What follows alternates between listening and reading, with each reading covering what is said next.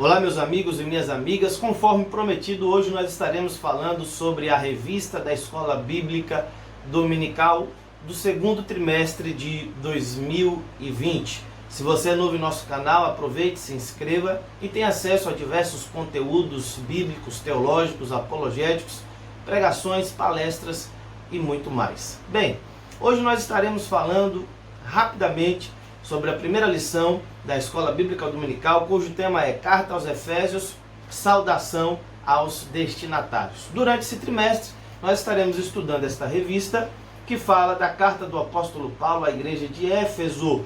E o tema é a igreja eleita, redimida pelo sangue de Jesus e selada pelo Espírito Santo da promessa. E nessa revista, durante esse trimestre, nós estaremos abordando diversos assuntos bíblicos, teológicos extremamente importantes.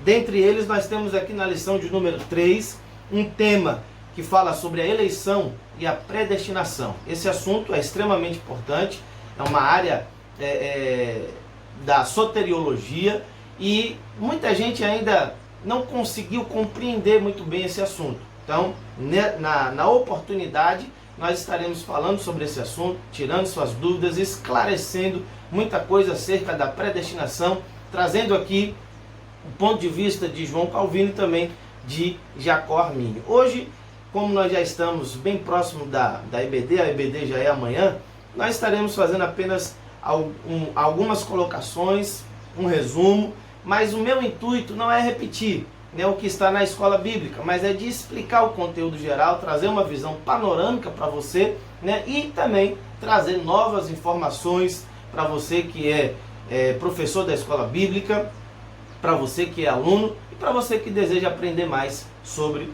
este conteúdo. Muito bem, o autor ele começa falando primeiro sobre a autoria e a data em que a carta foi escrita. No versículo 1 nós temos a informação de que quem escreveu esta carta foi o apóstolo Paulo, chamado de o apóstolo do Senhor Jesus Cristo. Mas quem foi Paulo? De acordo com a palavra de Deus, Paulo ele era judeu. Ele, antes da conversão, se chamava Saulo, que significa desejado. Provavelmente o nome Saulo é uma referência e uma homenagem ao rei Saul. Lembrando que tanto Saul como o apóstolo Paulo pertenceram à tribo de Benjamim. Saulo ele era um judeu da dispersão, que nasceu em Tarso, da Sicília, e portanto ele era também cidadão romano, já que Júlio César, o imperador da época, entre o ano 100 e o ano 44 a.C., deu aos cidadãos de Tarso o privilégio de serem cidadãos romanos. Dessa forma, Saulo era judeu e também cidadão romano. Após a conversão, este homem que era chamado de Saulo, cujo nome significa desejado, passa a ser agora chamado de Paulo, que significa pequeno, apontando para o seu renascimento, para a sua transformação, para a sua regeneração. Como judeu, o apóstolo Paulo falava o hebraico e falava o aramaico. Como romano, o apóstolo Paulo falava o latim, o grego koiné e também o grego palaciano. Portanto, o apóstolo Paulo era poliglota, falava diversas línguas. E nós também temos a informação de que ele era fariseu, portanto, doutor em teologia, um homem de grande conhecimento. Tanto que a Bíblia vai dizer que ele era mais avançado em judaísmo do que qualquer outra pessoa da sua época. Tamanha era a dedicação e a inteligência do apóstolo Paulo. Antes da sua conversão, Paulo, que era chamado de Saulo, perseguiu ferrenhamente os cristãos. E, com certeza, fez decretos a fim de prender e também dando aos judeus a oportunidade de matar inúmeros cristãos. Após a conversão, este mesmo perseguidor agora será perseguido por amor ao nome do Senhor Jesus Cristo. E se você quiser conhecer um pouco mais acerca da história do apóstolo Paulo, leia o livro de Atos, pois ali o evangelista Lucas, historiador e médico, vai falar acerca das 3 viagens missionárias do apóstolo Paulo, da sua conversão e de como tudo isso aconteceu na sua vida, certo? No próximo subtópico, o autor ele vai falar sobre a assinatura apostólica.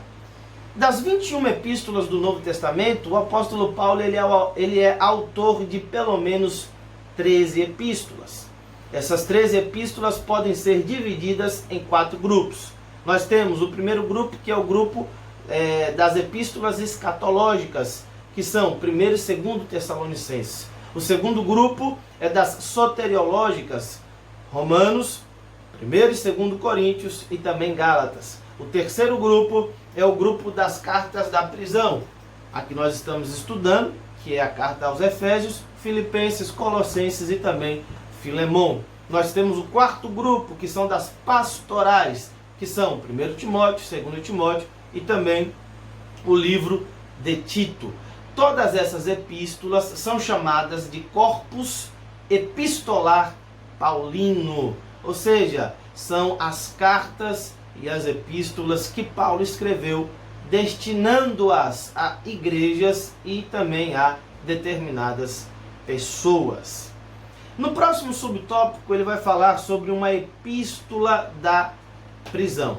De acordo com a Bíblia, o apóstolo Paulo ele foi preso diversas vezes. As prisões mais longas do apóstolo Paulo foram justamente em Cesareia e Roma. Ele passou 2 anos em Cesareia, provavelmente entre os anos 58 e 60 depois de Cristo, e passou mais 2 anos em Roma, entre os anos 60 e 62. Paulo vai se identificar no capítulo 3, versículo 1, como prisioneiro de Jesus Cristo. No capítulo 4, versículo 1, como o preso do Senhor. E também no capítulo 6, versículo 20, ele vai se identificar como o embaixador em cadeias. Então, Paulo já estava extremamente acostumado com essa vida, né? Pois por amor a Cristo, por amor ao Evangelho, ele havia sido perseguido e preso diversas vezes.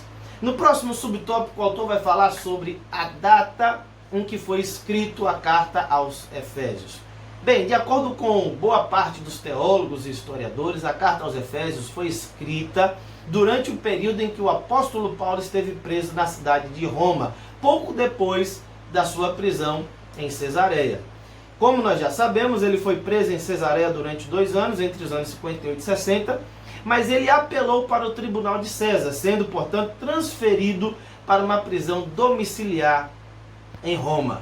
Devido às condições favoráveis na sua prisão domiciliar, é mais provável que ele tenha escrito a carta aos Efésios e também outras cartas, né, dentre as 13 epístolas que ele escreveu, porque justamente na prisão domiciliar ele tinha a oportunidade de falar com alguns amigos, de falar com alguns irmãos, de escrever tranquilamente e de poder transmitir as suas mensagens às igrejas que estavam espalhadas em toda a Ásia Menor.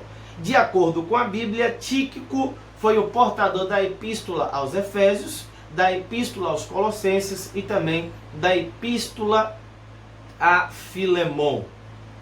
No segundo tópico, o autor ele vai falar sobre os destinatários. E aqui nós vamos começar falando sobre a cidade de Éfeso. A cidade de Éfeso ela foi fundada aproximadamente no ano 1050 antes de Cristo.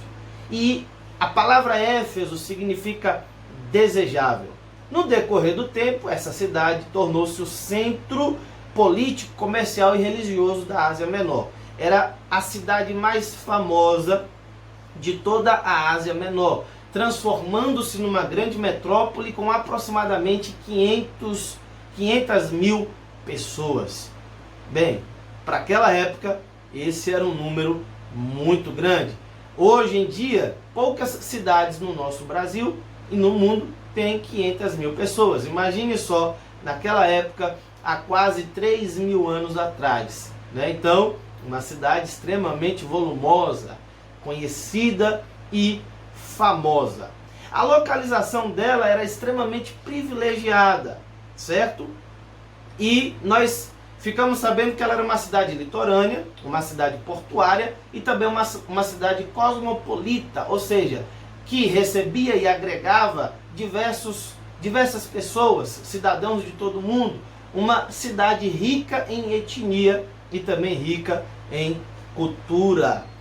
Lá nessa cidade nós tínhamos o maior anfiteatro do mundo, com a capacidade para pelo menos 25 mil pessoas. Lembrando que isso há quase 3 mil anos atrás. Então a arquitetura daquela época era extremamente avançada. No próximo subtópico, o autor vai falar sobre a religiosidade em Éfeso. A principal construção da cidade de Éfeso, com certeza, era o templo da deusa Ártemis, chamada também de Diana. O templo da deusa Ártemis era uma das 7 maravilhas do mundo antigo. Nesse tempo, você tinha acesso a 1000 prostitutas cultuais, a diversas sacerdotisas, sacerdotes, eunucos, dentre outros. Esse templo era extremamente importante para a cidade, porque era ele que atraía os turistas de diversas regiões do mundo. Essa deusa, chamada de Ártemis pelos gregos e de Diana pelos romanos, era considerada a deusa da fertilidade, a deusa do amor, a protetora do parto. E quando nós lemos a palavra de Deus, nós iremos perceber que essa deusa era considerada a deusa também da prostituição e do adultério, uma vez que as pessoas da cidade e de toda a região da Ásia e até de outros continentes iam frequentemente para lá para se prostituírem, cometendo não só prostituição, mas também adultério. Em Atos 19, versículo de número 35, a Bíblia diz que a imagem da deusa havia caído do céu, dando a entender que um meteorito foi usado na confecção daquela imagem. A cidade de Éfeso era uma cidade extremamente supersticiosa. A economia daquela cidade girava justamente em torno do templo, girava em torno da prostituição cultural, da pornografia, do misticismo, do ocultismo e das artes mágicas. As pessoas lucravam devido a tudo isso. E um dos principais lucros da cidade girava em torno de imagens que eram vendidas da deusa Diana, da deusa Ártemis, para os moradores e também para os turistas. Para você ter uma ideia, a cidade de Éfeso era conhecida como a arquipaganisme, ou seja, era o cúmulo do paganismo. As pessoas eram extremamente idólatras, certo? No entanto, de acordo com a palavra de Deus, em Atos 19, versículo 23 e ao versículo 28, o apóstolo Paulo, durante o período em que esteve lá pregando a palavra, causou um grande alvoroço na cidade, de modo que até a economia da cidade foi afetada, uma vez que a venda de imagens por parte dos ourives e a produção dessas imagens, estava sendo grandemente prejudicada, já que as pessoas estavam sendo libertas e estavam se convertendo ao cristianismo. Veja como a presença de um homem, cheio do Espírito Santo, faz toda a diferença em uma cidade. Que sejamos também essa luz. Você, meu irmão, você, minha irmã, por onde você passar, que você também faça a diferença, que você brilhe e que as pessoas notem a presença de Deus na sua vida. Falando sobre a igreja de Cristo na cidade de Éfeso, diante desse cenário, você pode perceber que não era fácil ser um cristão. Muita gente havia saído do paganismo, saído da prostituição, havia se libertado e não era fácil ser um crente naquela época, numa cidade como aquela. Mas o apóstolo Paulo, ele vai fundar aquela igreja durante a sua terceira viagem missionária, entre os anos 53 e o ano 57 depois de Cristo. A Bíblia diz que quando ele vai para Éfeso, ele encontra lá 12 discípulos, que logo são batizados em águas e também são batizados no Espírito Santo. Paulo evangelizou durante 3 meses os judeus que residiam na cidade de Éfeso, na sinagoga onde eles se reuniam para estudar a Torá, a lei, o Pentateuco, certo? E também os profetas. No entanto, de acordo com o livro de Atos, os judeus não foram tão receptivos com a mensagem do apóstolo, rejeitando e falando mal do caminho. Essa expressão, o caminho, aparece durante 7 vezes no livro de Atos e é uma referência aos seguidores de Cristo, certo? Uma vez que o próprio Jesus se identifica como sendo o caminho, ok? Depois que os judeus rejeitam a pregação do apóstolo Paulo, ele volta-se para os gentios e, de acordo com o livro de Atos, ele prega em um salão alugado na escola de Tirano. Dessa forma, diversos gentios começam a ouvir e a receber o evangelho de Jesus Cristo. No próximo subtópico, o autor ele vai falar sobre a saudação epistolar. Aqui Paulo ele vai trazer uma saudação aos santos e fiéis de Jesus Cristo. Lembrando que a palavra santo significa separado do sistema pecaminoso, que é o mundo, e consagrado exclusivamente a Deus. Santo não significa isento de pecado. Significa que nós fomos separados.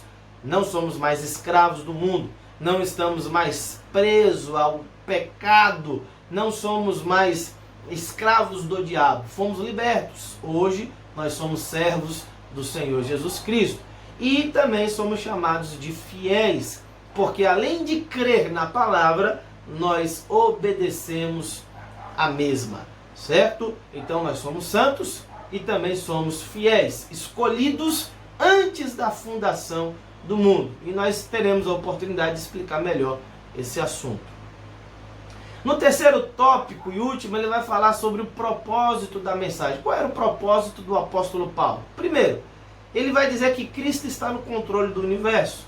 Cristo está acima de tudo, ele é o dono de tudo. E ele comprou a sua igreja com o seu sangue derramado na cruz do Calvário. Segundo, ele vai falar sobre o novo estilo de vida. Uma vez que nós fomos regenerados, uma vez que nós somos nova criatura, uma vez que fomos resgatados do mundo, agora nós devemos viver como filhos da luz. No terceiro ponto, ele vai falar sobre a redenção dos judeus e também dos gentios. Não há a acepção de pessoas aqui, não existem 2 grupos. Tanto judeus como gentios agora fazem parte de um grupo só, que é a igreja, o corpo de Jesus Cristo. E a Bíblia vai deixar claro que não existe homem, nem mulher, nem escravo, nem livre, nem judeu, nem gentil. Todos somos um só povo em Cristo Jesus. No quarto propósito, ele vai atender múltiplas necessidades da igreja e abordar diversos assuntos que são extremamente importantes e que nós estaremos estudando no decorrer desta lição. Falando sobre a mensagem, o apóstolo Paulo vai falar de Jesus como sendo a cabeça da igreja. E também vai falar da igreja como o corpo de Cristo. Então nós temos a cabeça, que é Cristo, e nós somos o corpo, comandados por quem? Pela cabeça, que é Jesus. Por isso mesmo, a Bíblia diz que nós devemos ser imitadores de Deus e também devemos ter a mente de Cristo. Número 2, vai falar da atuação do Espírito Santo na vida dos cristãos, na vida das pessoas, na nossa vida. Pois se nós fomos regenerados, nós recebemos a presença do Espírito Santo em nosso interior. Dessa forma, o Espírito Santo vai nos limpando, nos restaurando, nos fortalecendo. Então, a todo momento, o Espírito Santo trabalha em nossas vidas. E no terceiro tópico da mensagem do apóstolo Paulo, ele vai falar sobre a reconciliação de todos os povos por meio do sangue de Jesus Cristo.